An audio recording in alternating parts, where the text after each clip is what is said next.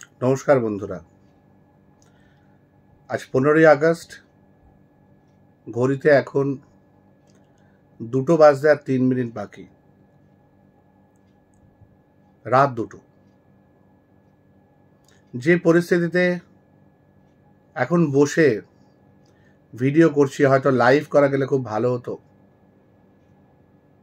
কিন্তু যে পরিস্থিতি রয়েছে বা যে পরিস্থিতিতে আমাদের তিলোত্তমা কলকাতা, তার তিলোত্তমার হত্যা এবং ধর্ষণের প্রতিবাদে আজকে সারা রাত ব্যাপী রাস্তায় নেমেছিল, যা শুরু হয়েছে 11টা থেকে, কোথাও কোথাও 8টা থেকেও পর্যন্ত শুরু হয়েছে।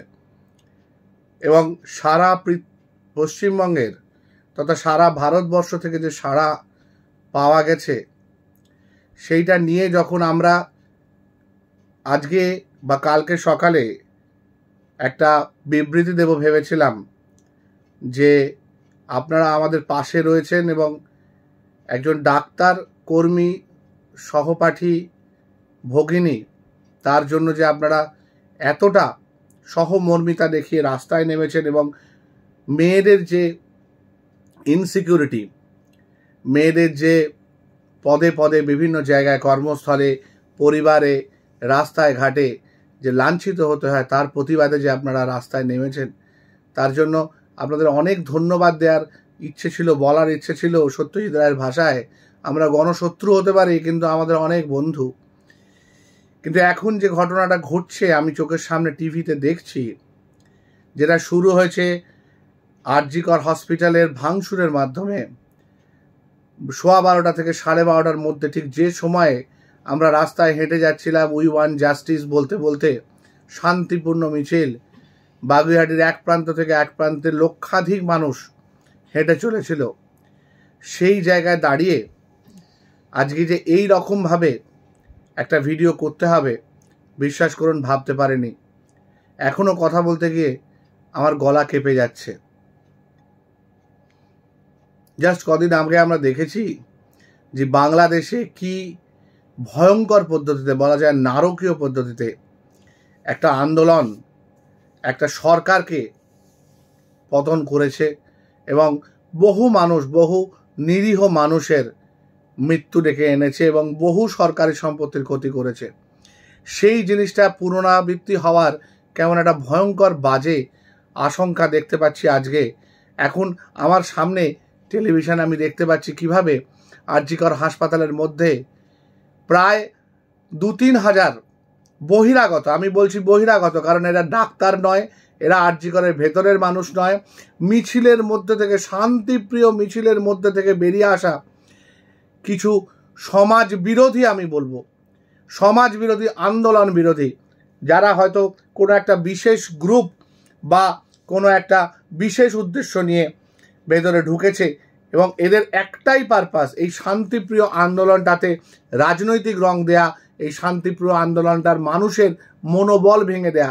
যে মানুষগুলো আজকে পথে নেমেছিলেন, সেই মানুষগুলো ছিলেন প্রত্যেকটা সাধারণ মানুষ, এদের কোনো রং ছিল না। আপনারা আমার একাধিক ফেসবুক লাইভে এবং একাধিক পোস্টে দেখতে পাবেন যে মানুষগুলো হেঁটে বেরিয়েছে তাদের মধ্যে সুশৃঙ্খলতা চোখে দেখানোর মতো। কোনো জায়গায় এত সুশৃঙ্খল জন অরণ্য দেখা যায় না, কোনো আন্দোলনে দেখা যায় না। ইভেন যারা বিভিন্ন দলের পতাকা নিয়ে হাঁটেন, তাদের মধ্যেও এত শৃঙ্খলতা দেখা যায় না।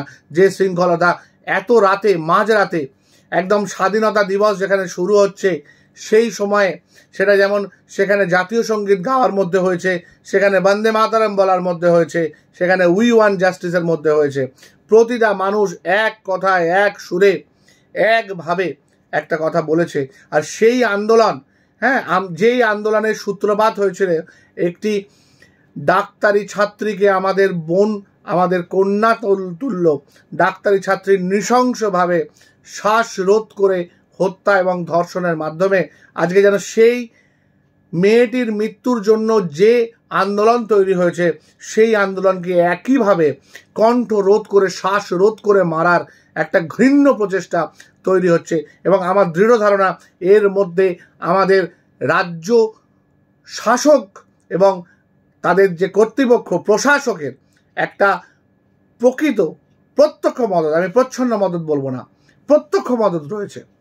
নালে পুলিশ কখনো একটা গাইনোকোলজিক্যাল ওয়ার্ডের মধ্যে ঠিক ওই পার্টিকুলার সময় ঢুকে গিয়ে লুকিয়ে থাকে, টানা আধ ঘন্টা এই দুর্বৃত্তায়ন হাসপাতালের মধ্যে চলার সুযোগ দেয়, এবং তারপরে ফিরে এসে যে নিরীহ যে মব, যে আন্দোলনকারীরা চুপচাপ দাঁড়িয়েছিলেন, তারা ব্যারিকেডে হাত পর্যন্ত দেয়নি, তাদেরকে আবার অত্যাচার করতে আরম্ভ করে, তাদের লাঠি পেটাতে আরম্ভ করে, তাদের গাদারে গ্যাস ছুটতে আরম্ভ করে। কতটা নিচে নামতে পারে একটা প্রশাসক, একটা পুলিশ প্রশাসন, যে তারা প্রশাসনের একটা অংশকে বা তাদের মদতে তৈরি একটা দুর্বৃত্তায়নকে হসপিটালের মধ্যে ঢুকিয়ে হসপিটালের সরকারি জিনিসপত্র, প্রাণদায়ী ওষুধ সমস্তকে নষ্ট করেছে। একটা ঘড়ি ভেঙে দেখা যাচ্ছে সেখানে 12:30তে আটকা পড়ে গেছে। পরিষ্কার বোঝা যাচ্ছে যে সেখানে ওই সময় বিভিন্ন লোক এসে ভাঙচুর করেছে।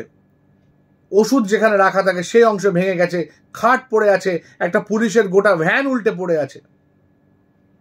এগুলো আন্দোলনকারী নয়, এরা শান্তিপ্রিয় আন্দোলনকারী নয়, এটুকু জেনে রাখুন। এটা হয় প্রশাসনের মদতে কিছু দুর্বৃত্ত। তবে এর একটা বড় সুবিধা আছে, আজকের দিনে সোশ্যাল মিডিয়ার জন্য প্রত্যেকের কাছে কিন্তু যে ছবি আছে সেই ফুটেজ থেকে প্রত্যেকটা মানুষকে আইডেন্টিফাই করা যাবে। ভাববেন না এইভাবে আপনারা আটকাতে পারবেন এই আন্দোলনকে। কালকে দেখে নেবেন এর থেকে অনেক বড় আন্দোলন হবে। আর আজকে এই মাঝরাতে, আজকে 2টো বাজে, আমরা সবাই আরজি করে যাচ্ছি। আরজি করের প্রতিটা বাচ্চার, প্রতিটা ছাত্রের, প্রতিটা মানুষের পিছনে আমরা আছি, এবং প্রতিটা মেডিকেল কলেজ যারা ক্লান্ত হয়ে, হেঁটে ক্লান্ত হয়ে আজকে বাড়ির দিকে যাচ্ছিল, তারা সবাই ঘুরে আরজি করের দিকে যাচ্ছে। আরজি করে কিছুক্ষণের মধ্যেই কি পরিমাণ মানুষ গিয়ে পৌঁছবে আপনারা ভাবতেও পারছেন না। এবং এই ধরনের দুষ্কৃতীদের একজনও রেহাই পাবে না। যদি সেটা প্রশাসক না পারে, আমরা সেই জায়গাটা আমাদের মতো করে দেখে নেব। বিশ্বাস করুন, আমরা চাই না এটা একটা বাংলাদেশ হোক, কিন্তু প্লিজ প্লিজ প্লিজ আমাদেরকে কিন্তু এতটা কঠিন জায়গায় যেতে বাধ্য করবেন না। আর এইভাবে আমাদের আন্দোলনকে শ্বাসরুদ্ধ করতে পারবেন না। একটা অসহায় অবলা মেয়েকে আপনারা শ্বাসরোধ করে হত্যা করেছেন, কিন্তু এই জনতা জনার্দনের শ্বাসরোধ করে হত্যা, এই আন্দোলনের শ্বাসরোধ করে হত্যা সম্ভব নয়। বিধির বাঁধন কাটবে তুমি এমন শক্তিমান, তুমি নও কো এত শক্তিমান। তুমি এমনি শক্তিমান, কবিগুরু গেয়েছেন, দর্থহীন ভাষায় বলেছি, তুমি নও কো এত শক্তিমান। এই শক্তি তোমার নেই। আমরা তো শুধু একটু জাস্টিস চেয়েছি, আমরা তো শুধু একটু প্রকৃত বিচার চেয়েছি আমাদের চলে যাওয়া একটা মানুষের এবং তার সাথে ঘটে যাওয়া অবক্ষয়ের বিরুদ্ধে। মোটেই বেশি চাইনি আমরা, এবং আমাদের দৃঢ় বিশ্বাস এটা মোটেই বিরাট কঠিন কাজ নয়। এটাকে কঠিন করবেন না, এটাকে রাজনৈতিক রং দেবেন না, এবং যে জিনিসটা আরজি করে এখন হচ্ছে অবিলম্বে সেটাকে বন্ধ করার ব্যবস্থা করুন, না হলে কিন্তু ফল ভালো হবে না। ভালো থাকবেন। কালকের সকাল যেন স্বাধীনতার রক্ত নিয়ে না আসে। দায়িত্ব আপনাদের, দায়িত্ব আমাদেরও। আমরা আমাদের মতো পালন করব, আপনারা আপনাদের দায়িত্বটা পালন করুন। নমস্কার।